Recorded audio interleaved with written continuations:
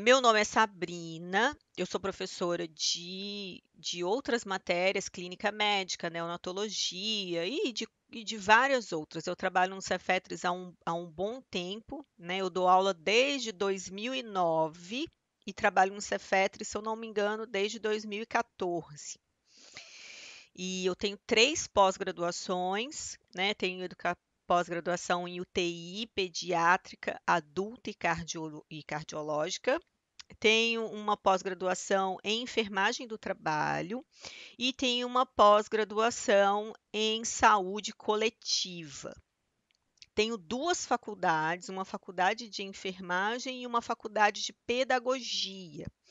E tenho uma especialização terminando em pedagogia infantil. Então, às vezes, vocês vão ver eu falando meio assim, mas é por causa da minha especialização em educação infantil, tá? Qualquer dúvida que vocês tiverem da minha matéria com algum outro professor, alguma conexão de matérias, vocês me perguntem que eu tento ao máximo tirar a dúvida de vocês, tá bom? Bom, então a gente vai começar. Para algumas pessoas que tiraram xerox da apostila, vão acompanhar com a apostila. Caso não tenham tirado xerox com a apostila, tentem acompanhar com o caderno, né? Mas é importante, eu passei para vocês uma apostila descritiva. O que é apostila descritiva? Uma apostila que só tem coisa escrita, não tem fotos. E essa apostila, ela não sai caro, que dá para vocês imprimirem e acompanharem a aula, tá bom? Qualquer dúvida que vocês tiverem é só me perguntar. Pode parar a aula, não tem problema. Eu vou começar a aula agora e qualquer dúvida vocês vão me perguntando, tá bom? Bom, pessoas, eu vou começar a falar com vocês sobre, né, primeiros socorros, suporte básico à vida. E a nossa primeira matéria é uma das mais importantes, que fala sobre a parada cardiorrespiratória. Então, o que vem a ser uma parada cardiorrespiratória? Cardio, que vem de coração, respiratória, que vem de pulmões. Primeiro, vamos falar um pouquinho da parte de anatomia da função cardíaca. Qual é a função do nosso coração? Então, a gente tem aqui, olha, vou mostrar para vocês aqui, uma circulação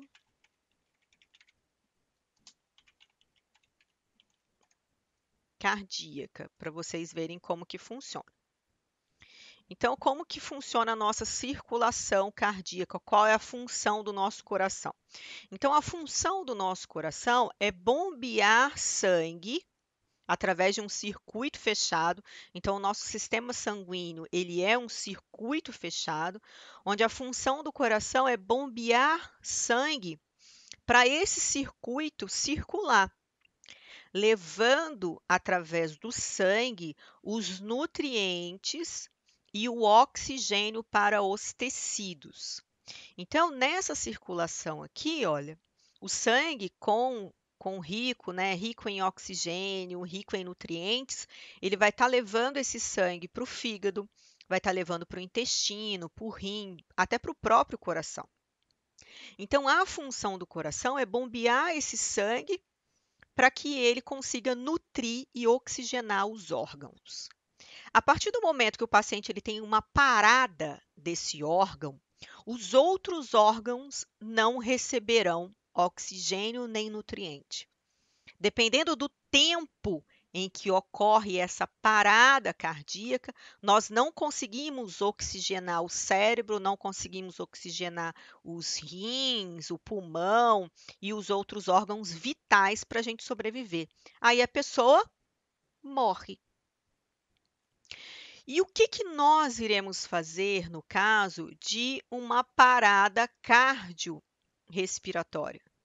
Nós iremos fazer com que essa bomba, que é o coração, que fica atrás desse osso aqui, chamado osso externo, se mantenha comprimido para expulsar o sangue dele e ejetar o sangue para os outros órgãos. Se o paciente tiver uma parada cardíaca e ficar parado ali, ele vai a óbito até a chegada do pronto atendimento, até a chegada do médico, caso essa parada ocorra dentro de um ambiente hospitalar. Esse paciente, se ficar parado, o sangue não vai oxigenar os órgãos vitais e esse paciente vai a óbito. Se nós conseguirmos fazer com que esse coração ele se mantenha funcionante através da gente ficar espremendo ele com o osso externo para ele poder ejetar sangue, nós manteremos os órgãos vitais com oxigênio e sangue funcionante. Até a chegada do SAMU ou da UTI móvel, que irá aí entrar com manobras mais avançadas para manter esse paciente vivo, né, até a chegada ao hospital, até uma provável cirurgia e uma colocação de um marca-passo. Então, pessoas, a gente não pode ter em mente que um paciente ele irá morrer se tiver uma parada cardiorrespiratória. Não necessariamente ele vai morrer. Nós podemos continuar bombeando o coração dele, ele ir para um hospital e colocar um marca-passo e depois ter aí 10, 20, 30, 40 anos com a utilização do marca-passo. Bom, para quem não conhece o marca-passo ele é um aparelhinho que ele é colocado nessa região aqui subcutânea. O que é região subcutânea? É na região embaixo da pele, tá bom? Olá, Valquimar, seja bem-vindo. Então, aqui a gente tem o marca-passo. O marca-passo, Boa ele é tarde. a... Boa tarde. O marca-passo, ele é a bateria. Então, existem marca-passos que precisam ser trocados de 5 em 5 anos, de 10 em 10 anos, de 15 em 15 anos. Existem marca-passos que, de acordo com o ritmo de vida do paciente, ele altera as contrações do coração, ele sensibiliza, né, com substâncias neuroquímicas e daí faz uma contração mais rítmica do coração. O marca-passo, ele é um dispositivo, né, que ele é colocado embaixo da pele e conectado dentro aqui do coração, tá? Ele é um dispositivo colocado embaixo da pele que é conectado os eletrodos dentro do coração. E esses eletrodos vão fazer esse coração funcionar ou no ritmo contínuo, se for um marca-passo ruim, não é ruim, se for um marca-passo mais em conta, vamos dizer assim. Se for um marca-passo de última geração, ele vai bater de acordo com os estímulos que o próprio paciente faz. Com o aquecimento do corpo, ele vai recebendo estímulos e batendo. Então, pessoas, a gente nunca pode negligenciar alguém que sofre de parada cardíaca porque não necessariamente ele está morto. Nós podemos conseguir manter ele vivo até a chegada do SAMU e, consequentemente, a colocação de um marca-passo para que ele possa sobreviver. Tá bom? Bom, então vamos lá. Eu vou ler para vocês, né, entenderem o slide.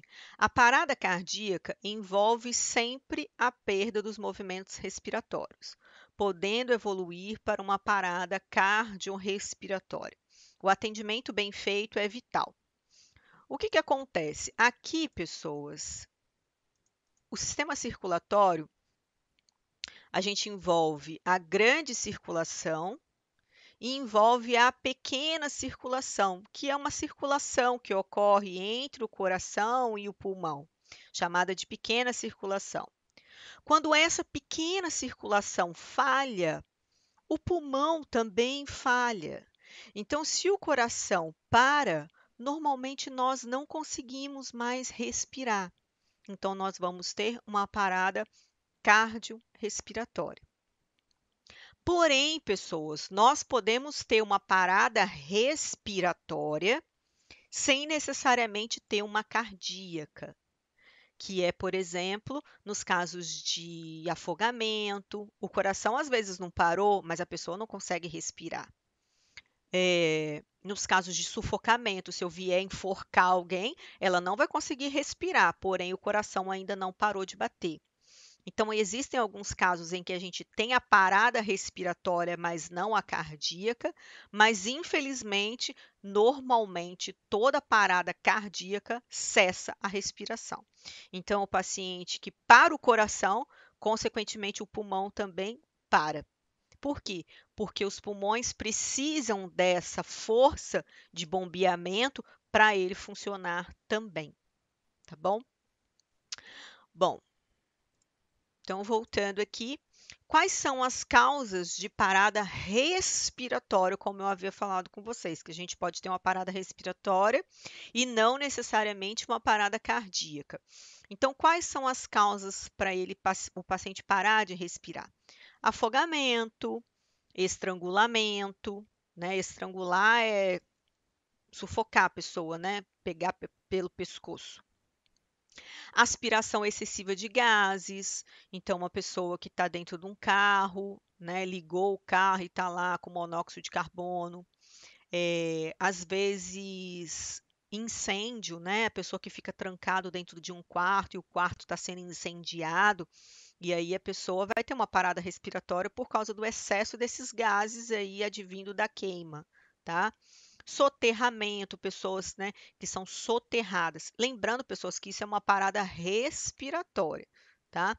Então, soterramento vem de terra, são pessoas que são soterradas na terra por causa de queda de casas ou algo do sentido. Presença de corpos estranhos na garganta, pessoas que se engasgam com um pedaço de pão, né? E aí não conseguem respirar, tá? Aí a gente tem uma parada respiratória. Choques elétricos pode levar a uma parada respiratória, porque o choque elétrico causa uma parada cardíaca. Quando a gente for estudar sobre choque elétrico, vocês vão ver que o choque ele emite uma eletricidade que acaba danificando essa emissão de estímulos cardíacos. Então, quando vocês forem estudar anatomia, vocês vão estudar que nós temos uma condução elétrica no nosso coração. O nosso coração ele bate sozinho, pessoas. Se eu pegar o meu coração, tirar ele de mim agora e colocar aqui em cima, ele vai pulsar sozinho por algum tempo. Por quê?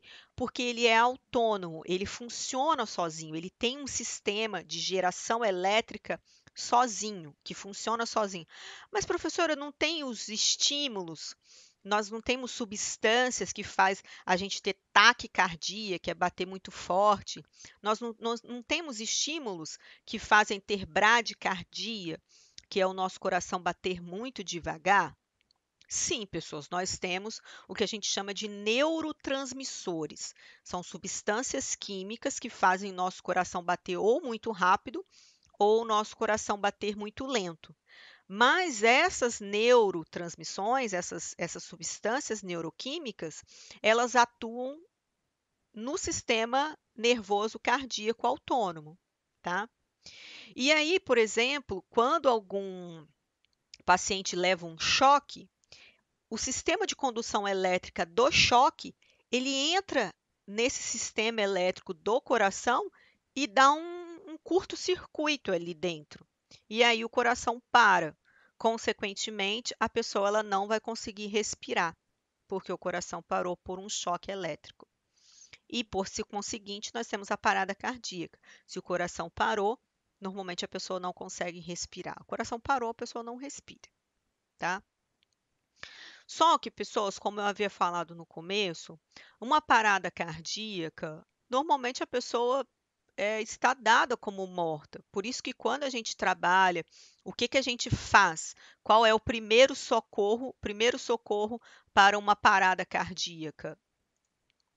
É a ressuscitação. Então, a gente vai tentar ressuscitar esse paciente. A gente vai tentar trazer ele de volta à funcionalidade cardíaca, tentar trazer ele de volta à vida, tá bom? E manter ele nessa funcionalidade até a chegada de uma unidade de UTI móvel, de um SAMU, tá? E como que nós iremos verificar se esse paciente está respirando? Essas são uma das manobras chamadas vem numa sequência chamada ver, ouvir e sentir. Então, a gente vai olhar para o tórax dele e vai ver se o tórax dele está insuflando, se o tórax dele está se movimentando. Nós iremos ouvir, nós iremos colocar o ouvido próximo à boca dele e ouvir a respiração. E também nós poderemos sentir a respiração dele, porque vem aquele bafo quente de respiração. Principalmente se a pessoa está acidentada, né? Fica mais ofegante ainda. Então, os movimentos respiratórios, eles podem ser sentidos através do ver, ouvir e sentir. Ver o tórax, ouvir e sentir a respiração, tá? Bom, ainda sobre a parada respiratória, normalmente, o que um paciente apresenta quando ele não está respirando? Então, vamos dizer que vocês estão lá na praia, tiraram um rapaz afogado lá da praia, colocaram ele na areia. Na hora que você olha, você fala: gente, será que esse rapaz está respirando? Como que você sabe que ele não está respirando? Porque você olha no tórax dele e não tem movimento. Ele não respira nem pelo tórax e não respira pelo abdômen. Então, ele está com uma parada respiratória. Você observa que ele está inconsciente. Vamos dizer que o nome dele seja Leandro. Leandro, Leandro, Leandro. Ele não responde. Por quê? Porque ele está inconsciente, ele está dormindo. A inconsciência significa que o paciente está desacordado, está dormindo. Você pode chamar ele, chamar, beliscar, dar tapa na cara, dar soco, ele não vai acordar. Por quê? Porque ele está inconsciente, ele está como se fosse dormindo, tá bom? Então você vai chamar ele pelo nome, ele não vai responder. Você vê que o tórax dele não tem movimento, nem o tórax e nem o abdômen, porque em casos de urgência e emergência, em caso da pessoa estar sofrendo um mal súbito muito rápido, normalmente o paciente respira pelo abdômen e o paciente não está respirando pelo abdômen. A gente respira pelo abdômen em casos extremos porque nós utilizamos músculos acessórios, que é, por exemplo, o nosso diafragma, os músculos abdominais, na verdade, que são os músculos acessórios. E aí faz aquele movimento da barriga. Então, se você olha para o paciente, ele não tem movimento torácico, não tem movimento abdominal, ele está inconsciente, não responde a nada, né? E você coloca ali o seu rosto e o seu ouvido e não tem nenhum tipo de saída de ar, esse paciente ele está com uma parada respiratória. E aí resta-nos saber se ele está também com uma parada cardíaca. E para sabermos se ele está com uma parada cardíaca, normalmente a gente coloca o dedo indicador e o dedo médio na carótida dele. O que é carótida? Carótida é uma artéria bem grossa, calibrosa que vocês têm aqui, ó, nessa região aqui abaixo do queixo. Aqui corre uma artéria bem calibrosa que vocês vão colocar o dedo indicador e o médio. Se tiver parado, o paciente está com uma parada cardíaca. Aí você pergunta: ai, professora, na hora eu não vou conseguir ver isso não, porque na hora eu vou estar com muito medo. Espera aí. Meninas, aguardem só um pouquinho, porque o rapaz ele veio fazer um serviço para mim aqui da torneira do meu banheiro, e daí é porque eu só tenho hoje para fazer, senão eu vou ficar sem água, tá? Espera aí rapidinho.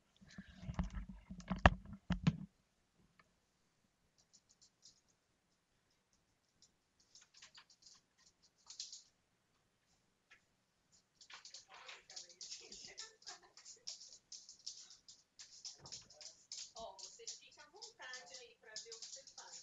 O mais principal hoje é a torneira, porque Gente, estou tentando achar essa carótida, que é bastante difícil. botei tudo ali para você ver. Pode ir.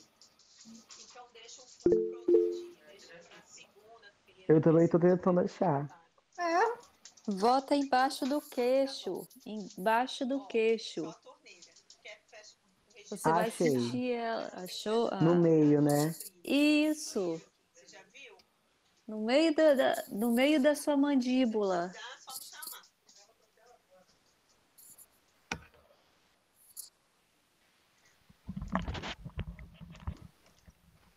Achei. Então tá Bom, bom. meninas, desculpa Oi. porque se ela te atrapalhar aí, você me fala. Ela tá te atrapalhando? Então tá. Professora, Fala, querida. Pode falar. todos estão querendo achar a Carótida. veia, né? É, Carótida. é o que eu ia falar. Vamos conversar então sobre a carótida. Pessoal, a gente utiliza o indicador e o médico. O médio. Indicador e o médio. Só que vocês têm que fazer o seguinte: vocês têm que correr um pouco. Vamos dizer que vocês sofreram um acidente de carro ou um acidente de moto. Como que você imagina que seu coração vai estar caso você tenha sofrido um acidente de carro ou de moto? Ele vai estar taquicárdio, ele vai estar com aceleração cardíaca. Então, fica muito fácil a gente achar a carótida dessa forma, com o indicador e o médio colocado aqui nessa região aqui, ó.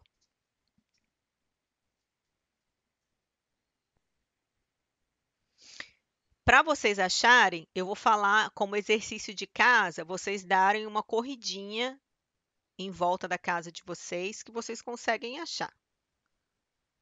Ou fazer Eu bastante. achei, professora. Isso, ou fazer bastante silêncio, mas Eu tem que achei apertar também. com firmeza. Sim, dá para Isso. sentir. Achei também. Bem pouquinho.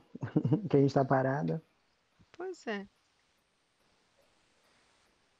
É porque o meu, gente, o meu é muito bradicárdio, eu não tô taquicárdio. Mas isso aí, vamos dizer assim, é lógico que na hora lá você vai estar com muito medo e você não vai conseguir achar. Eu falo isso porque é o seguinte, eu falar para vocês que alguém está morrendo é uma coisa. Agora você vê alguém morrendo é outra coisa. Quando você vê um acidente de carro, um acidente de moto, o que que você faz, pessoas? Primeira coisa que você põe é a mão na cabeça. Meu Deus! Ai, meu Deus! Você entra, você com você mesma, você acaba entrando num desespero. Para você ter força de chegar perto do paciente com o seu nervosismo, imagina, o paciente sofreu um acidente de moto, está estirado no chão, e você, com o seu nervosismo de ver ele, você conseguir achar a carótida dele. Então, existe uma forma mais fácil da gente verificar isso, que é colocando o ouvido no coração do paciente. Então, eu vou pedir isso para vocês, né? Para vocês, se tiver algum parente aí na casa de vocês, porque às vezes é ruim para quem mora sozinho. Mas quem tem primo, tem pai, tem tio, alguém aí perto de vocês, o exercício que vocês têm para fazer é colocar o ouvido no peito da pessoa. Então, pega o seu ouvido, coloca no peito da pessoa. Não há erro, não há dúvida que você vai ouvir, entendeu?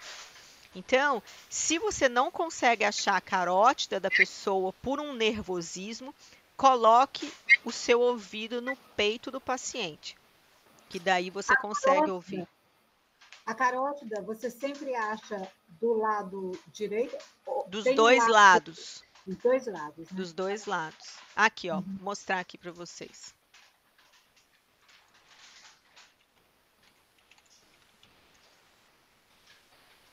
Ó. Tá vendo? Fica mais ou menos rente à orelha. Põe rente à orelha. Põe rente ao lóbulo da orelha, tá vendo? É a nossa carótida. Ó, aqui a gente tem, ó, tá vendo? Carótida direita, carótida esquerda, tá vendo? Tem dos dois lados. Carótida direita, carótida esquerda. E nós temos a jugular. A jugular é uma veia. A carótida é uma artéria, por isso que ela pulsa. É uma artéria de grosso calibre e que, por estar localizada no pescoço, é de fácil acesso para a gente verificar a carótida do paciente. Porém, se Professora, você não Eu conseguir achei mais virar. no pescoço. Oi? Olha só, aqui é qual? Porque eu só consigo achar aqui, perto do lóbulo da orelha, eu não consigo. Isso. Eu Não, também mas não. desce, é porque desce. Você vem Desce. descendo rente ao lóbulo da orelha, ó. Aqui eu acho. Porque aqui eu acho. Pelo menos eu acho, né? Que eu acho. Mas na orelha assim, eu não consigo. Também Se não. vocês fizerem uma atividade física, vai ser mais fácil para vocês acharem. Então, Tudo faz uns bem. 10 polichinelos, que daí Tudo vocês vão bem. conseguir achar. Entendeu? Tá. Fica mais fácil. Agora, Uhum. caso vocês na hora estejam com muito medo, tipo, estejam muito nervosos, porque pessoas, é o que eu falei, falar é fácil, agora você tá ali vivenciando a coisa que é complicado. Com a gritaria, gente sem braço, gente sem perna, imagina. Eu tenho uma figura aqui, que eu não sei nem se eu devo mostrar essas coisas para vocês. Não. Mas só para vocês, eu vi uma figura uma vez de um paciente, porque é mais ou menos assim que acontece, ó. As pessoas, se vocês forem achar, vão estar assim. A não ser que seja no hospital, entendeu? Se for no hospital, a pessoa ela não vai estar desse jeito. Pessoas, uma vez eu vi uma cena muito feia, foi de um paciente, né? Eu falo paciente porque era um paciente. Era uma pessoa que sofreu um acidente de moto. Ele estava sentado no asfalto, sem uma perna e sem um braço. O braço dele estava assim na frente, logo na frente dele, assim, e a perna assim, meio que do lado, assim. Você imagina, pessoas, a sensação da pessoa estar sentada sem um braço, sem um pedaço da perna. E ele estava consciente? Consciente, sentado. Meu Então Deus. a foto que eu vi foi assim, para mim foi horrível. A sensação horrível. Porque você imagina um braço amputado, uma perna amputada e a pessoa sentada na beirada, no asfalto, assim. Então, esse tipo de cena que talvez vocês encontrem é que talvez vocês não consigam avaliar a carótida por conta disso, por causa do nervosismo. Então, o que eu aconselho é que se você não consegue achar a carótida, que vocês coloquem o ouvido no tórax do paciente. Colocou, é imediato. Você pode fazer do jeito que a gente está, assim, sentado, sem taquicardia, sem nada. Se eu colocar o meu ouvido no seu peito, eu vou escutar o coração de vocês, entendeu? É incrível. Então é um método infalível, principalmente se vocês têm idosos em casa, tem pai, tem filho ou algo do sentido, que talvez sofram um acidente doméstico e na hora vocês colocando o ouvido, vocês conseguem saber se ele está em parada cardíaca ou não, tá bom? Bom, e aí voltando então à aula, né? Como que a gente vai identificar uma parada cardíaca? Bom, a parada cardíaca ela pode aparecer junto de uma parada respiratória, né? Então, normalmente o paciente evolui para uma parada respiratória e para o coração. No caso dos afogados, por exemplo, né? Alguém sufocado, eu posso começar a sufocar alguém que ela para de respirar e, consequentemente, o coração também vem a entrar em falência, tá? Por falta de oxigenação. Então, pode estar junto à parada respiratória, pode ser através da pulsação das artérias. Então, ou a carótida ou a radial. Pulso radial é esse pulso aqui. O nosso rádio, ele é um osso que se localiza aqui, e a nossa radial é esse pulso aqui, que a gente também vê com o indicador e o médio. A gente coloca aqui nessa região aqui, de forma leve, sobre um tendão que a gente tem aqui, ó, e a gente consegue verificar o pulso. Não estou Fala. vendo imagem, não. Ó, você não tá me vendo? Não, Você não tá me vendo? só um pedacinho. Ah. Agora eu tô. Aqui assim. Peraí. Ó. Vocês vão ver que a gente tem um tendão aqui. Pega esse tendão que vocês têm, sentido polegar. Vocês vão passar aqui, tem o tendão sentido para o polegar, vocês vão colocar o dedo indicador e o médio.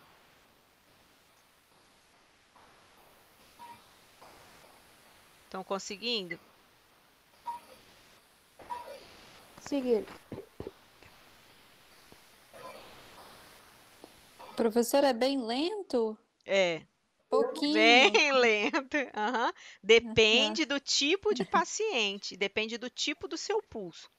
Você pode ter um pulso fraco, que a gente chama de fileiforme, que é ele é pouquinho, mas o ritmo dele ser alto, entendeu? Um Sim. ritmo rápido, mas ele é bem pouquinho assim. Do lado esquerdo eu senti melhor. Pode ser qualquer um dos lados. O lado esquerdo do lado esquerdo dá para ver melhor. É a nossa artéria radial que passa aqui. A nossa artéria radial, ela passa atrás mais ou menos desse tendão. Ó, vou mostrar aqui.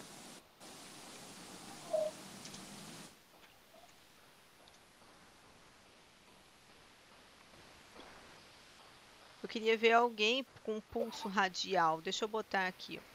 A gente vai falar mais sobre isso. Aqui, ó. Tá vendo? Ó, pulso radial. Ele fica aqui, mais ou menos aqui, ó. Depois desse tendão, sentido para o polegar, ó. Então, a gente tem um tendão forte aqui. Passa ele, sentido polegar, a gente acha a artéria radial. Tá? Isso aí é prática de fundamentos. É através disso aí que a gente verifica aí a pulsação do paciente, tá? Hoje em dia, né, pessoas, tem aparelho, né? Então, hoje em dia a gente tem o oxímetro de pulso, que é um aparelhinho. Esse aparelho ele pode ser portátil, né? O oxímetro de pulso, ele dá a saturação de oxigênio, que é a quantidade de oxigênio, e ele dá o pulso também do paciente, que é a frequência cardíaca. Então, hoje em dia, você pode ver por esse método, ou você pode levar o aparelhinho no quarto e verificar por esse método aqui. Tá bom? No hospital, a gente tem esse tipo de oxímetro, que é o portátil. Ó, esse aqui, ele te dá a saturação de oxigênio em porcentagem, quanto de oxigênio que você tem em porcentagem. E esse aparelhinho te dá aqui, ó, 75 batimentos por minuto. 75 BPM. 75 batimentos por minuto. Então, hoje em dia, você tem um aparelhinho, entendeu? Pode ser que o professor exija que no estágio você verifique da forma antiga. Mas se você tiver o aparelho, esse aparelho serve, entendeu? Lá no hospital, pode ter esse aparelho portátil que a gente coloca no dedo do paciente, e aí verifica a saturação de oxigênio, e pode ser que tenha esse monitor aqui, que também é um monitor que a gente leva num carrinho e verifica na hora também com o paciente, porque ele é acoplado no dedo, olha. Ó, ele é acoplado no dedo do paciente, na hora ali, esse aparelhinho já te dá uma resposta de saturação de oxigênio e batimentos cardíacos. Então, não precisa mais aquela questão que a gente ficava, né, 1 minuto ali. Mas, como eu falei, pode ser que o professor de estágio exija que você fique lá 1 minuto no pulso. Porque quando a gente trabalha com primeiros socorros, por exemplo, isso já aconteceu na escola, de aluna cair desmaiada, a gente não tem esses aparelhos na mão, não, pessoas. Então, a gente tem que ir direto no pulso radial, verificar como é que está o pulso. Se o pulso está forte, se o pulso está fraco, entendeu? Para a gente, por telefone, dar um parecer por SAMU, por exemplo, tá? Então, não é sempre que a gente vai ter esses aparelhos em mãos para estar verificando o pulso do paciente, por isso a necessidade de vocês estarem aprendendo o pulso radial, tá? Mas em fundamentos o professor vai dar uma explicada melhor sobre o pulso radial para vocês, assim também como a carótida, bom? Não esqueçam os nomes. Às vezes as pessoas esquecem os nomes, né?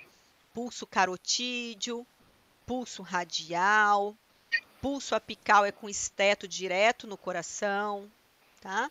Mas a gente vai ver isso mais para frente. Então, voltando aqui, caso vocês não consigam, né, verificar a pulsação da carótida, vocês vão verificar o som cardíaco com a cabeça direto no coração, tá? Não deixem de fazer esse teste com alguém da sua casa. Então, pega alguém da sua casa e fala, vem cá, deixa eu ouvir seu coração. Vocês vão ver que é muito nítido a audição, tá? Pessoas, caso ocorra uma parada cardíaca, caso o paciente tenha sofrido um acidente, caiu na sua frente, você está verificando sinais vitais. Vamos dizer que você está lá no hospital, verificando sinais vitais do paciente e, de repente, o paciente tem uma parada cardíaca, né? O que você pode fazer? Primeiro, você pode sair correndo e chamar ajuda. Porém, não é o correto. O correto é você prestar a ajuda e solicitar a outra pessoa que chame a ajuda médica. Entendeu? Então, o que vocês vão fazer?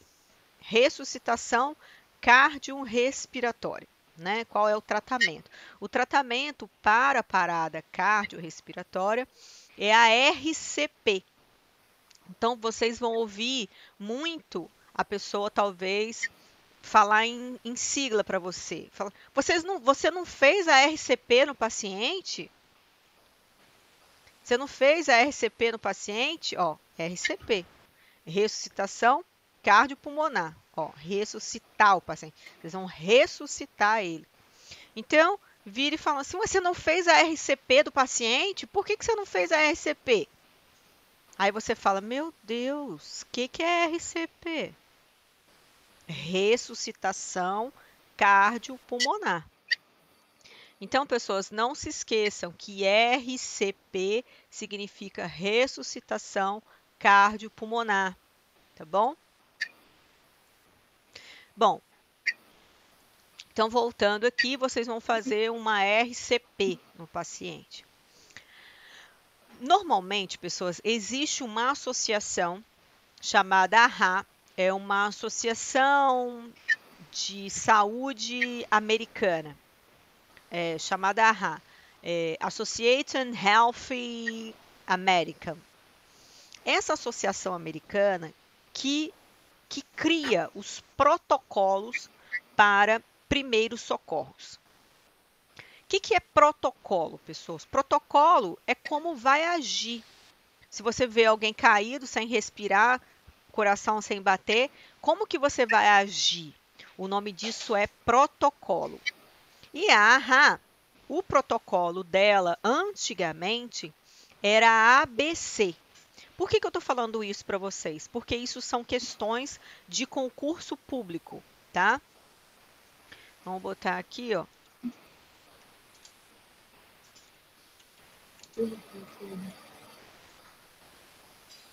Tá vendo? AHA. American Heart Association, tá? O que é isso? Ela cria, como eu falei, ó, o manual da AHA de 2010. Você pega um manual desse aqui, tem não sei quantas páginas, tá? Esse de 2010 deve estar bem mais atualizado agora, tá? Então, a AHA, ela é uma, né, associação americana que dita protocolos de ressuscitação, protocolos de afogamento, né? Então, aqui tem, ó, uma cadeia de sobrevivência do AHA, que é você ligar. Depois que você ligou, você vai começar as compressões e vai esperar, vai fazer as compressões até a chegada do socorro móvel, tá bom? Então, isso são protocolos. Antigamente, pessoas, aproximadamente aí antes de 2006, o protocolo era o CAB. Aliás, o protocolo era o ABC. Primeiro, a gente via as vias aéreas, depois a gente via a respiração e, por último, a gente fazia as compressões. Só que a AHA viu que isso estava errado. Por quê? Porque, pessoas, primeiro eu vou tentar ver as vias aéreas. Depois eu vou ver a respiração. E por último eu vou fazer a compressão, sendo que o paciente já está em parada cardíaca. Então o AHA viu que isso estava errado e isso foi modificado. Hoje a sequência de atendimento é CABE, né? CABE. Primeiro a gente faz as compressões, depois a gente avalia as vias aéreas e depois a gente faz as insuflações respiratórias. Então, hoje mudou-se, né, a sequência de atendimento. Pode ocorrer de vocês acharem a sequência CABIDE.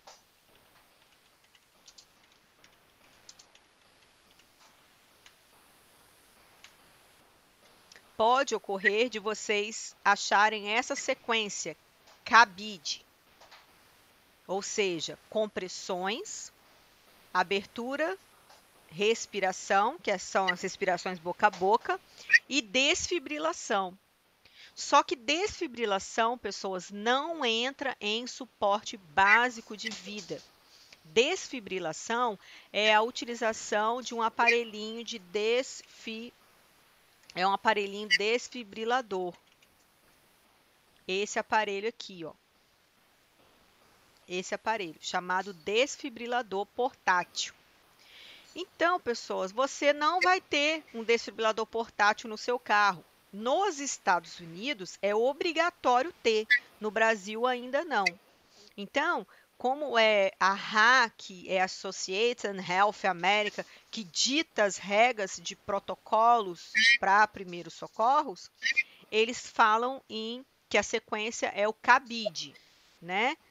Compressão primeiro, depois avaliar as vias aéreas, fazer a respiração e, por último, fazer a desfibrilação. Só que a gente não tem um desfibrilador. Quem que vai fazer a parte D, que é desfibrilação? É o SAMU. Então, ou a unidade de atendimento móvel. São eles que vão fazer o choque no paciente para que o coração volte a funcionar, entendeu? Então, pode ser, isso é matéria de concurso público, tá? Qual é a matéria de concurso público? Eles vão perguntar qual é a sequência de atendimento na RCP, ou qual a sequência de atendimento na parada cardíaca respiratória. E aí a sequência correta é CABIDE, né? Compressão, vias aéreas, respiração e desfibrilação. Como nós é só suporte básico de vida, eu só vou falar sobre o CABE, que é compressão, abertura de vias aéreas e respiração. Professora, por que respiração é escrito com B? Porque vem do inglês, tá? Eu não lembro, não sei se era Broche. Olha que a professora fez 4 anos de inglês, mas a professora talvez não lembre. Deixa eu ver aqui, ó.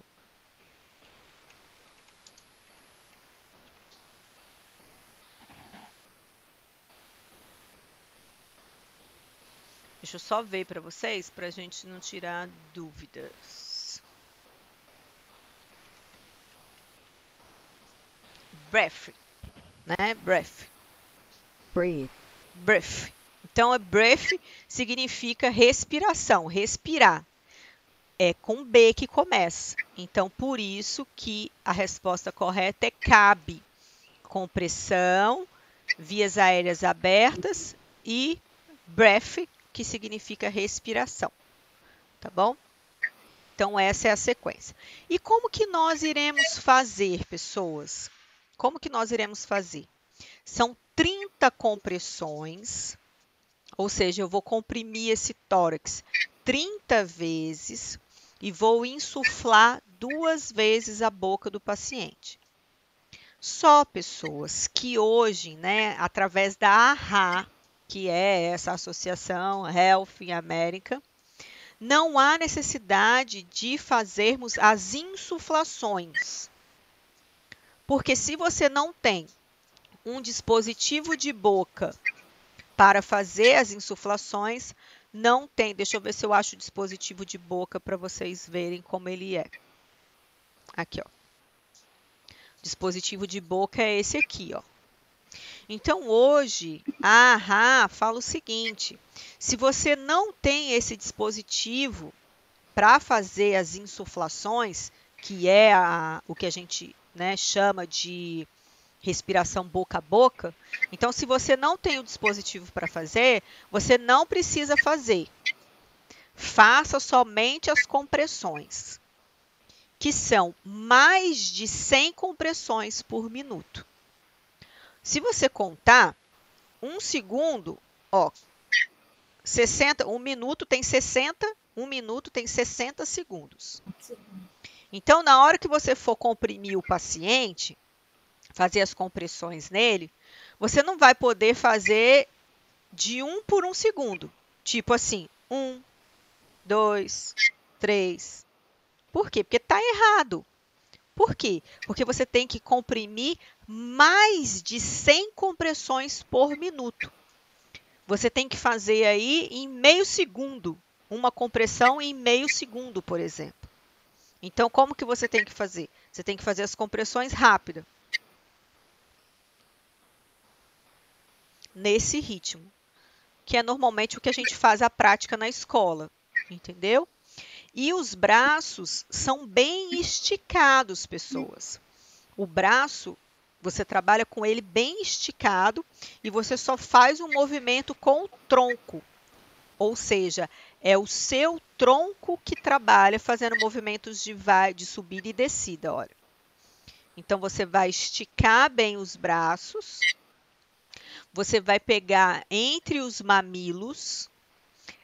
Professora, por que a posição que a gente faz as compressões no paciente tem que ser de lado? Por que eu não subo em cima dele igual um cavalo e faço as compressões de frente? Sabe como eu estou falando, pessoas? Assim, ó, eu subi em cima dele e fazer as compressões assim de frente. Por que sempre quando a gente fala sobre fazer compressão, a gente mostra de lado? Pessoas, o osso externo, que é esse osso que a gente tem aqui no tórax, ele é um osso fino. Aqui, ó. O osso externo, ele é um osso fino. Fino em espessura e fino na largura. Ele tem uma largura curta e a espessura dele também é curta. Se nós não fizermos de lado dessa forma assim, fizermos de frente, a gente vai pegar as costelas. E daí nós não estaremos apenas apertando o externo, nós estaremos apertando também as costelas, correndo o risco de ter fratura de costela. Por isso que nós fazemos de lado. Então, qual é a posição correta para nós fazermos as compressões cardíacas? A posição correta é nós nos posicionarmos. Pessoas, tem uma furadeira, não sei se vocês estão ouvindo. Qual é a forma correta? É nós posicionarmos de lado do paciente, de joelhos, de uma forma com que o paciente ele fique numa altura mais baixo do que a gente. Então, a gente ajoelha ao lado do paciente. Normalmente, o paciente que ele está sofrendo, ele vai estar no chão, né? Caso isso aconteça num quarto de hospitalar, vocês podem utilizar, por exemplo, aquelas escadinhas, né? Que ficam na beirada do leito do paciente normalmente. Então, normalmente, todo quarto tem uma escadinha para o paciente conseguir se sentar no leito.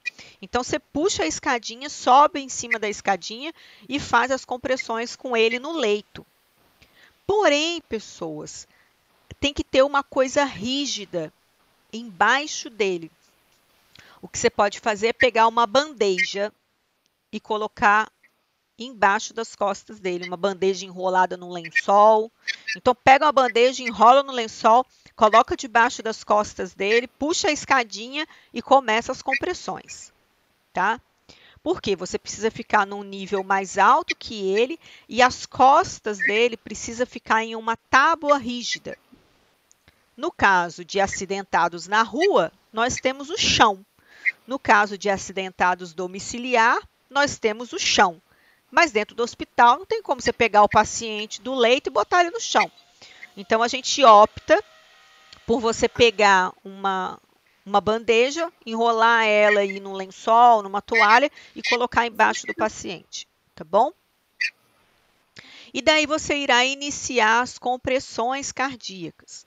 Para fazer as compressões, a gente vai se posicionar lateralmente, de joelhos, e vai esticar os braços, sobrepondo uma mão sobre a outra, esticando bem os braços. E iremos fazer movimentos de vai e vem com as costas. Então, pessoas, não é o seu braço que fica fazendo isso aqui no paciente, não. O seu braço fica reto, parado. É as suas costas que vai fazer o movimento de vai e vem no paciente. Então, aqui a gente consegue observar direitinho, ó, que as costas sobe e desce, a mão fica esticada, né? Os braços ficam esticados. Essa aí é uma aula prática, a gente faz essa prática lá na escola, tá bom? Vamos esperar só a pandemia acabar para a gente poder estar fazendo essas práticas, tá? Como eu havia falado para vocês, se você tem esse dispositivo de proteção, se você está dentro da sua casa, é um parente seu, é um familiar próximo seu, você pode utilizar esse dispositivo, você pode não precisar utilizar o dispositivo. Deixa eu ver se vocês estão online. Porque tudo ficou em silêncio. Então, online. Então, pessoas, se você está em casa com um parente, com um amigo próximo, não tem necessidade. Você pode fazer as insuflações, você pode fazer a respiração boca a boca nele, sem necessário do dispositivo. Agora, se você está numa rua, né, um mendigo cai, né, uma senhora, um senhor, e você não conhece, você não precisa fazer as insuflações. Você não precisa fazer a respiração boca a boca, que a gente chama de insuflação. Você pode fazer somente as compressões. Porém, são mais de 100 compressões por minuto. Pessoas, atentem para essa palavra aqui, ó, que também cai em concurso. Pessoas, não são 100 compressões, são mais de 100 compressões por minuto. Às vezes, lá no concurso está assim, 100 compressões por minuto, mais de 100 compressões por minuto. Aí você fica, ai meu Deus, é 100 ou mais de 100? É 100 ou mais de 100? É mais de 100 compressões por minuto. Foi uma resolução nova, um protocolo novo que saiu aí pela AHA, que é essa Associação Health American. Quer ver? Ó.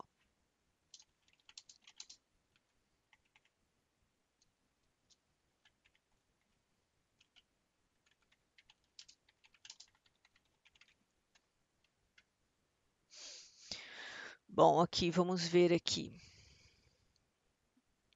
Esse aqui mostrando o ciclo de 30. Eu quero ver uma legislação, vou ver se eu acho uma legislação nova para vocês. Ó, tá vendo? Olha, de 100 a 120 compressões por minuto, ou seja, mais de 100 compressões por minuto. Aqui, ó, realize 30 compressões e 2 insuflações, tá? Ou seja, 100 compressões e não mais que 120. A gente tem que fazer de 100 a 120 compressões, mais que 100 compressões por minuto.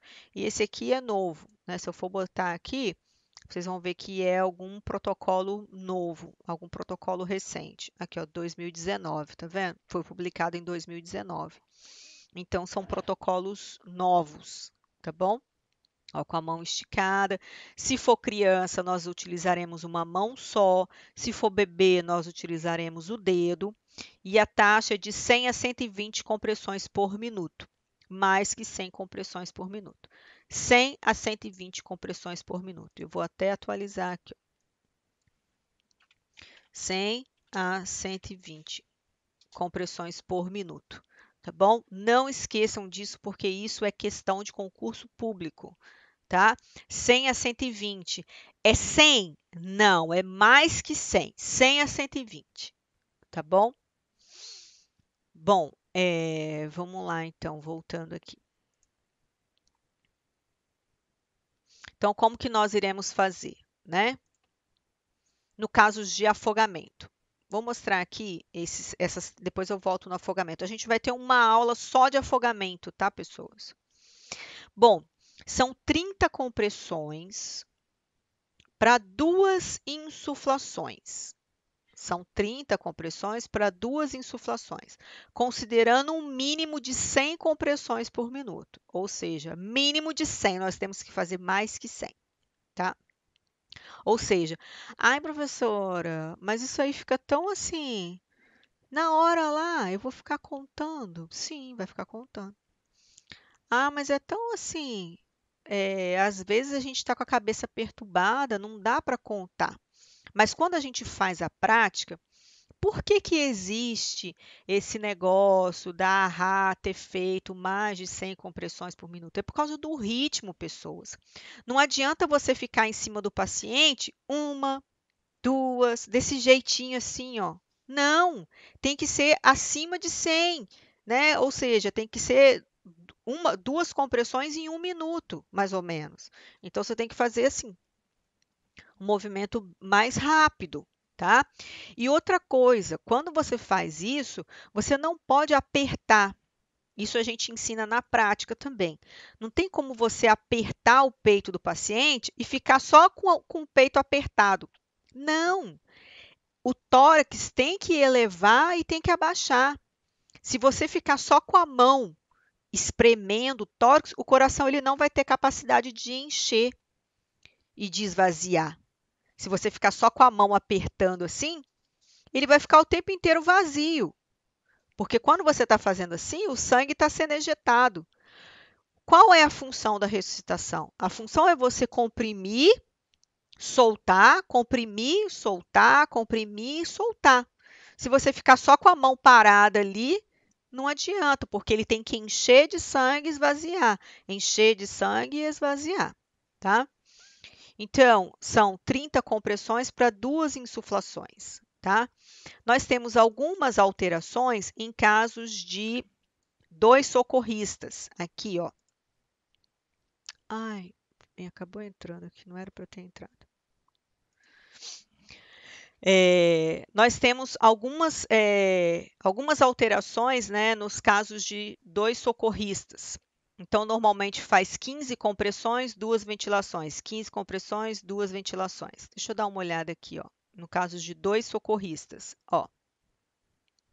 Nós fazemos, tá vendo?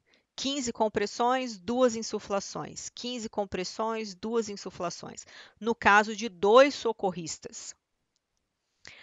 Por quê? Porque enquanto eu estou aqui fazendo as 15, tem que contar, tá, pessoas? Quando é 2 socorristas, a gente conta para dar ideia para o outro insuflar o ar no paciente. Então, a gente conta 1, 2, 3, 4, 5, 6, 7, 8, 9, 10, 11, 12, 13, 14, 15. Aí, para e ele insufla o ar na pessoa. E assim sucessivamente. Então, quando a gente tem 2 socorristas, a gente faz as compressões, 15 e ele 2. Quando não tem 2 socorristas, é um socorrista só, a gente faz 30 compressões e 2 insuflações. Por que que fala 5 ciclos? Ou seja, 3 vezes 5, 15. Porque a gente precisa verificar o pulso do paciente, porque se ele voltou, não tem necessidade da gente continuar fazendo as massagens. Pode falar. Eu não entendi. Suflação? Isso, insuflação. É respiração boca a boca. Ah, entendi. Então, ó, insuflação é respiração boca a boca. Então, são 30 compressões, igual mostra aqui, ó. 30 compressões. Né? Oi? Lá está se referindo à ventilação, não é isso? Isso, ventilação. É a mesma coisa. Onde vocês estão vendo ventilação? Lá em cima, na página dessa foto mesmo que você estava mostrando.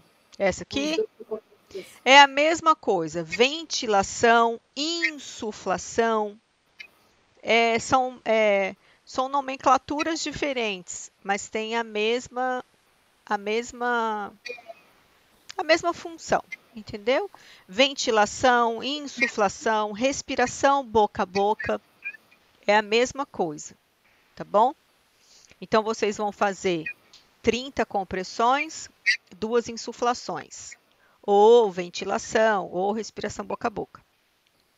Se você não tem um dispositivo, como eu falei, se você não tem um dispositivo de boca, você pode fazer só as compressões, mais de 100 compressões por minuto, tá bom? Onde que você vai posicionar? Gente, já está acabando a aula, espera só um pouquinho, tá? Vocês já estão cansados? Ou vocês esperam até às 17? Não, tá Eu tranquilo. espero. Não, dá pra Tá esperar até tranquilo. Dá 17. esperar. Tá, então tá bom. Espera. Então vamos lá. Então, voltando aqui, qual o local que a gente faz as compressões? É entre os mamilos, tá? Entre os mamilos, a gente fala que é um terço médio do externo. Então, a gente pega o externo, né? Divide por 3, a gente pega aí um terço médio, mais ou menos. É um pouco abaixo da metade dele. Então, a gente pega o externo, ele vem desde aqui de cima. Olha só, o osso externo ele vem daqui. Se você botar a mão, você vai conseguir sentir, ó. O seu osso externo ele começa aqui e ele termina aproximadamente aqui. Você tem que ir um pouco abaixo da metade dele. Um pouco abaixo da metade é entre os mamilos. Você vai posicionar de lado e vai entre... Mas, professora, eu vi uma senhora que ela, sem roupa, tinha o mamilo no umbigo. Pessoas, quando a gente deita, o mamilo não vai cair para o umbigo. Quando a gente deita, o peito se espalha, o seio se espalha e o mamilo fica para cá, para os lados, para cá. Então, normalmente, a gente se orienta entre os mamilos, que significa, né, o terço médio, um terço médio aí do externo, que na verdade você divide ele aqui, ó, é um pouco abaixo da metade do osso externo, tá? Bom, voltando,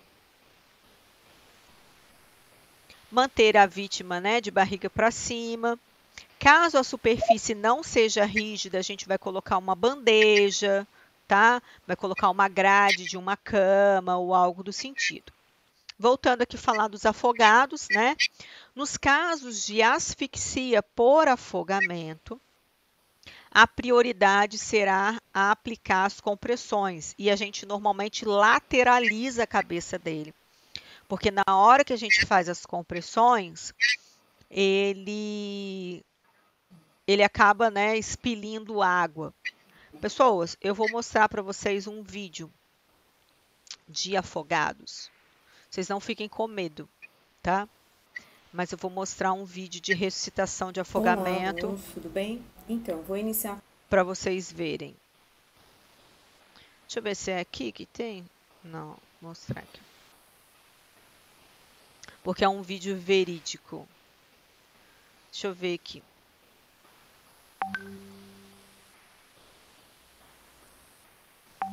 Oi, meu nome é Rodrigo. Imersão quando a Deixa eu só ver põe a aqui, mão ó, para fora é fundamental para se é esse o dar vídeo que eu nossa vi. habilidade de lado para que ela possa vomitar sem que esse ventilações 30 podem ser muito importantes para a sua vida, para a vida de algum parente ou de algum amigo. Bom, vou mostrar, são fatos reais, tá?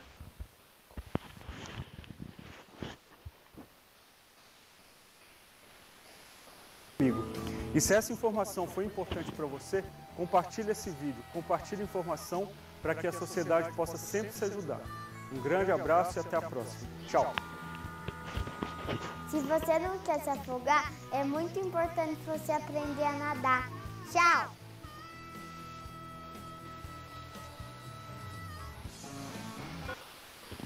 Então, pessoas, esse aqui foi um resgate ao vivo, foi um resgate assim verídico, porém, o que ele fala é que foi todo errado o resgate.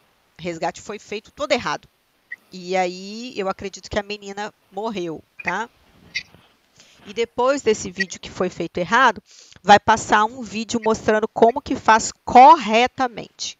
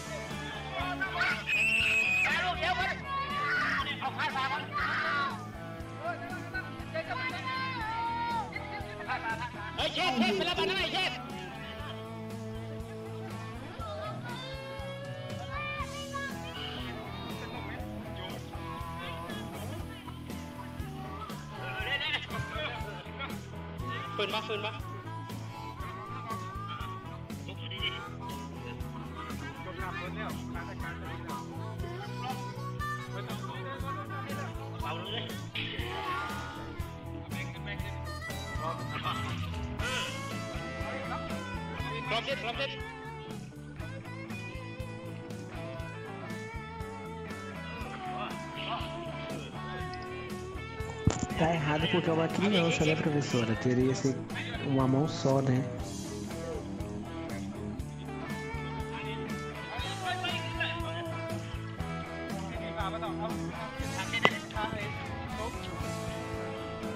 Tá errado, pessoas, porque eles estão fazendo a massagem na barriga. A compressão na barriga, eles estão assim, achando que para ela sobreviver, o líquido tem que sair da barriga. Então, eles estão fazendo a compressão na barriga. E, na verdade, o líquido tem que sair do tórax, entendeu? Então, por isso que é errado. Aí eu vou mostrar para vocês, logo em seguida vem uma ressuscitação de um rapaz que se afogou na praia. E aí, como que é a manobra correta? Infelizmente, pessoas, é aquilo que eu falei, é assustador. Porque eu vir aqui e falar com você como que deve ser a manobra, é muito fácil eu vir aqui e falar como que deve ser, né? Só que o mais complicado é você vivenciar aquilo ali. São coisas que você nunca vai esquecer o resto da sua vida, né? E tem muita coisa envolvida, é muita adrenalina, é muito grito, é desesperador, entendeu? Então não envolve só uma técnica correta, envolve experiências, né, de vida.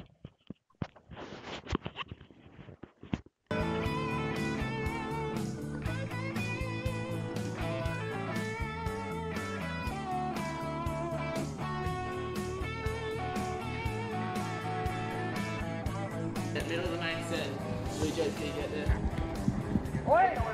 Bring him up, oi! Hey, get him out of the water, get him out of the water. We're gonna get him out of the water. Get him out of the water. Okay, and then we'll start compressions up here. Okay, who's doing? I'm going on. 1, 2, 3, 4, 5, 6, 7, 8, 9, 10, get the rest, come on, get it. Calm down. I'm just gonna keep going until you get this. Just keep going, okay? I'm just going until 20, 1, 2, 3, 4, 5, 6, 7, 8. Wait, head tilt, yep. You need to get him up in the dry sand. Where's that deep in? We need it. You're going to sit down. Get back, mate. Hey, two breaths, mate. 1. Just slow down. Let's go. That's on. It's now 4 minutes since the man first discovered. No one knows how long he was under the water before then. Get him. Got a pulse. Yeah, no, we're going to breathe him up. I understand. It's just Breathe him up. Clear his airway. Give him a better...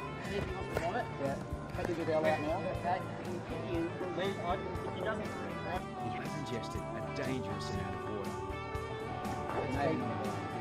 Let's just keep backing him up. It's got a good, yeah. That's good. There's a lot of fluid coming out. That's good. A lot more colour in his face. Then, only minutes after being brought back to life,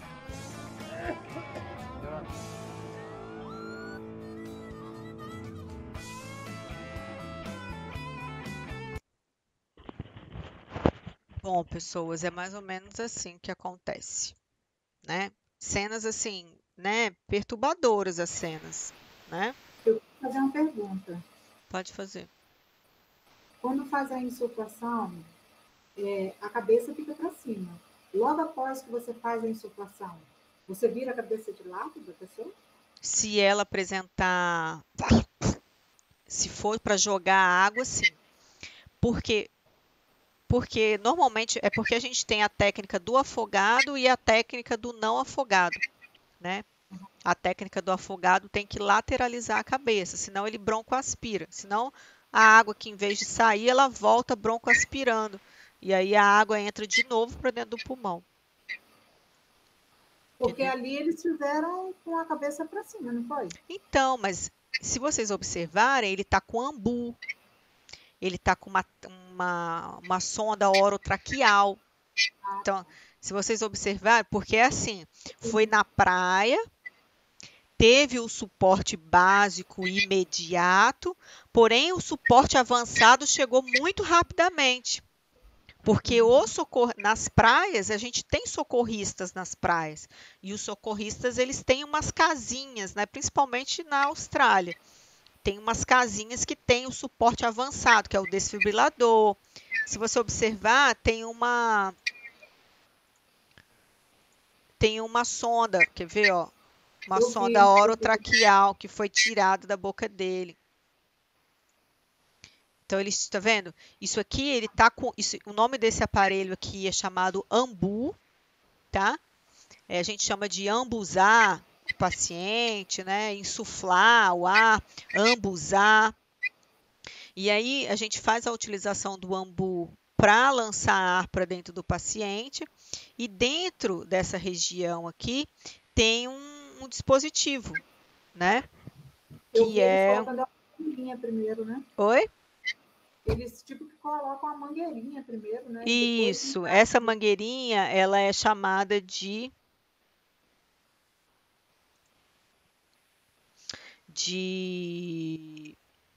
cânula tráqueo. Não é tráqueo, é oro. Chamada de cânula orotraqueal. Ó.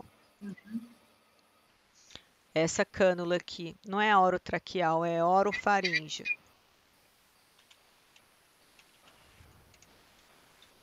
É essa cânulazinha que eles colocaram, tá vendo? Olha. Eles colocaram ela porque ela desobstrui a língua. E aí permite com que o ar consiga entrar dentro do paciente, entendeu? Entendi. É conhecida também como cânula de Guedel. Tá bom? Sim. Bom, pessoas, deixa eu dar uma voltada aqui. Então, a gente também faz as compressões, faz, né, as ventilações, as insuflações, tá bom? Se for criança, eu vou pedir para alguém desligar o som. Se for criança, a gente vai utilizar uma mão na região torácica, entre os mamilos. Se for um bebezinho, a gente vai utilizar 2 dedos ou um dedo polegar. Tem algumas manobras que a gente faz que, em vez de segurar de lado, a gente segura pelo tóraxinho dele e espreme com o dedinho assim, ó.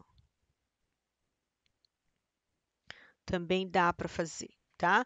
Mas, segundo a Ra, né, a manobra correta são 2 dedos, tá? Então, se vocês fizerem algum tipo de prova, né, prova de concurso público, são 2 dedos para neném, tá? Para bebê, porque na prova vem escrito bebê, então se for um bebê, são 2 dedos, né, entre a região dos mamilos. Se for criança, a partir de 6 anos aproximadamente, a gente faz com uma mão, tá? Se for criança menor, também pode ser, mas a gente diminui as compressões. Então, a gente pode usar 2 dedos, 3 dedos, os 4 dedos. Vai de acordo com o que o bebezinho ou a criança vai aumentando a idade, tá? São 30 compressões, 2 ventilações, tá?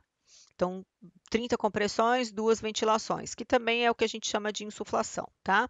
Então, 30 compressões, 2 ventilações, ou, para quem tem dúvida, pessoas,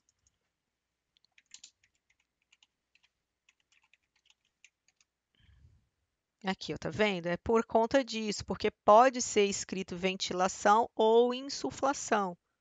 Vendo, ó? Insuflação. Tá? E esse aqui tá com dispositivo de boca, ó. Então, se você procurar por insuflação, aparece isso também, ó. Tá vendo? Porque segundo a American Health, isso fala insuflações.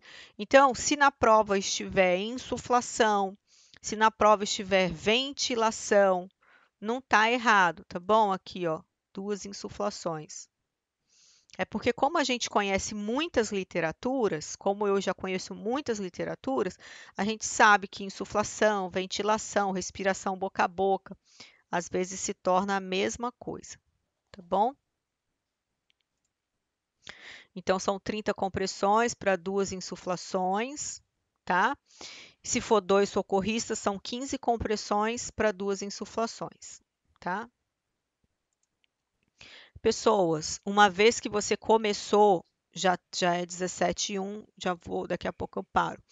Pessoas, se você começou, você não pode parar, tá? Se você começou, você vai ter que ficar fazendo compressão até o SAMU chegar, tá bom? Porque senão para de ir oxigenação para o cérebro, para de ir sangue para o cérebro, para de ir sangue para os outros órgãos, e aí o paciente vai a óbito. Então, você começou, você tem que terminar. Esse aqui é o dispositivo de barreira, tá? E através do dispositivo de barreira que você faz as ventilações e as insuflações, tá bom? Bom, como que é a técnica de insuflação? Como que é a técnica de ventilação? Pessoas, você não vai jogar o seu ar para dentro do paciente. Então, você não vai fazer assim, soprar para dentro do paciente. Você vai buscar o ar fora, guardar na sua boca e jogar na boca dele, tá? Então, você puxa fora, guarda na sua boca e sopra dentro dele, porque senão você vai estar jogando gás carbônico para ele, tá bom? Então, você puxa o ar, segura na sua boca e joga para ele. Pessoal, se você não tem esse dispositivo, você pode pegar uma sacola, furar a sacola, usar como dispositivo. Se você não tem uma sacola, você pode fazer com a própria mão. Você usa a sua mão como um copo. Vamos dizer que aqui está a boca do paciente. Você usa a sua mão como um copo. E aí você faz assim, ó.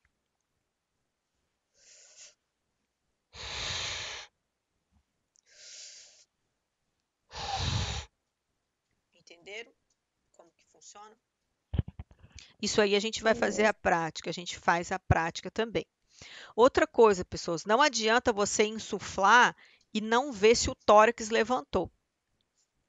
Então, não adianta eu vir aqui só insuflar igual esse rapaz está fazendo com o olho fechado. Infelizmente, não é assim. A gente tem que insuflar olhando para o tórax dele para ver se o tórax dele vai levantar ou não. Se eu estou insuflando e o tórax não levanta, significa que a minha insuflação não está correta. Talvez alguma coisa esteja obstruindo aí, ou... por isso que a gente tem que levantar o queixo. Quando a gente eleva o queixo, a gente desobstrui a língua, tá? Então, vou mostrar aqui para vocês, ó. Aqui é um paciente e a língua dele caída porque ele está inconsciente. Aí a língua dele cai, ó, e tampa a via aérea. A partir do momento que eu elevo o queixo dele assim, ó, para cima, no chão mesmo, que eu elevo o queixo dele dessa forma assim, ó, eu desobstruo essa região e aí sim o ar consegue entrar dentro do tórax dele. Bom, pessoas, marquem aí onde eu parei. Eu parei nesse dispositivo aqui, porque se eu der continuidade à matéria, vai ficar muito assim rápido, entendeu? E eu não quero correr com vocês. Eu vou ter que pular slide, então vai ficar muito corrido. Então, marquem aí para mim onde eu parei, tá? Eu parei aqui nesse slide aqui. com o protetor, que o paciente está com protetor, para a gente dar sequência à próxima aula. A próxima aula eu passo os vídeos para vocês, alguns vídeos não verídicos, mas de simulações verídicas, para vocês estarem dando uma olhada. Tá bom, pessoas? E daí a nossa aula termina por aqui. Eu agradeço a presença de todos vocês, tá? E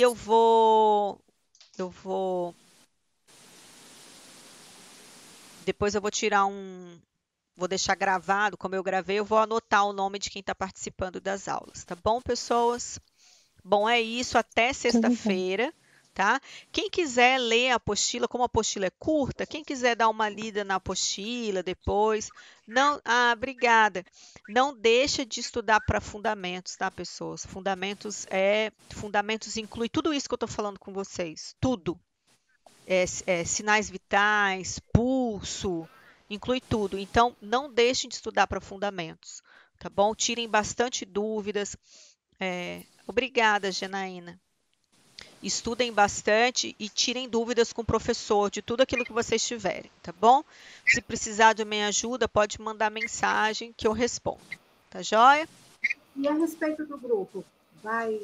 Então, se alguém puder fazer o grupo para mim, eu vou agradecer muito. Porque para mim fica melhor ter um grupo só, entendeu? Mas se vocês não concordarem, aí tenta ver entre vocês. Eu não sei se vocês têm um grupo separado de vocês, só vocês. Tenta ver entre vocês o que vocês acham, o que vocês concordam, né? E daí, porque eu acho que ficaria mais organizado, mas aí vocês que sabem, tá bom?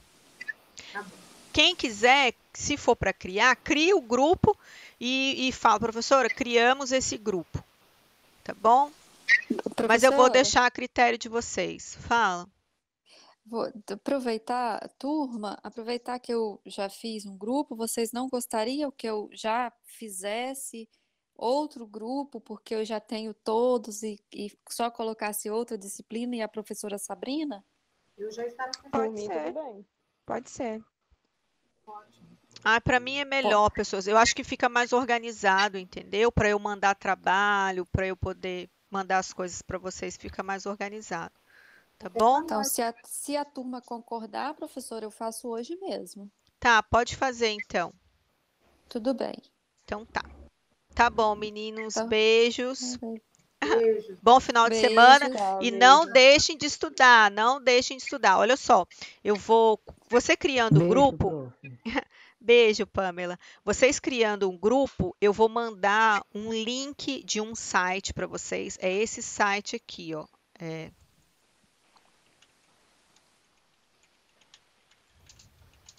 Esse site vai ajudar muito vocês, muito mesmo. Deixa eu ver se tem vídeos. Ó, é esse site aqui. Eu vou mandar para vocês o link desse blog aqui, ó. Blog Técnicos de Experiências de Enfermagem, técnico de enfermagem. Pessoas, tem muito vídeo. Os vídeos, olha, estão vendo? Tudo isso aqui é vídeo de enfermagem. E são técnicas mesmo, técnicas de enfermagem. E são técnicas corretas, porque eu já assisti alguns vídeos dessa moça. E eu queria, assim, eu vou passar esse link para vocês. E eu queria que vocês se comprometessem do seguinte, pelo menos assistir 2 vídeos no final de semana. Ou um vídeo só no final de semana.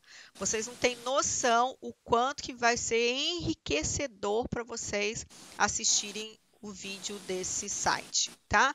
Aí eu vou estar enviando para vocês darem uma olhada nele, que vale muito a pena. Qualquer dúvida que vocês tiverem quanto a algum vídeo, vocês mandem o vídeo para mim e falam, professora, eu tive dúvida nessa parte, tal, tá bom? Que daí eu ajudo vocês. Tá bom, pessoas?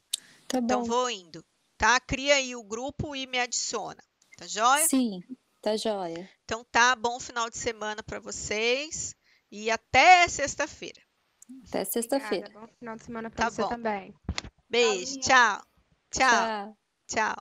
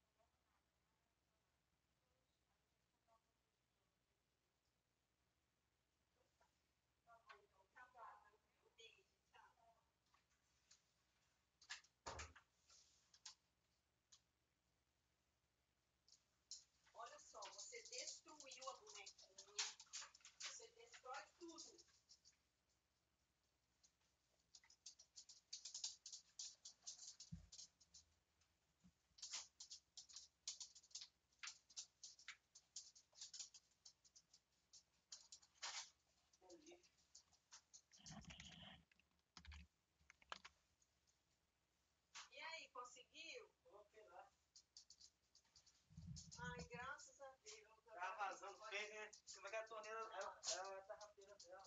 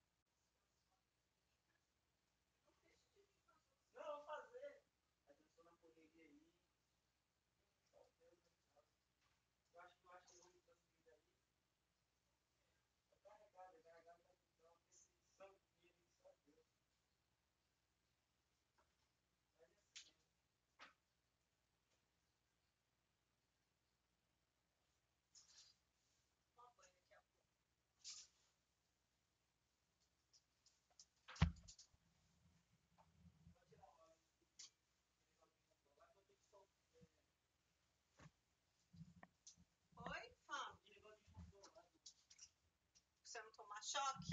É, porque vou ter que enroscar. Tá, você desliga ou quer que desligue?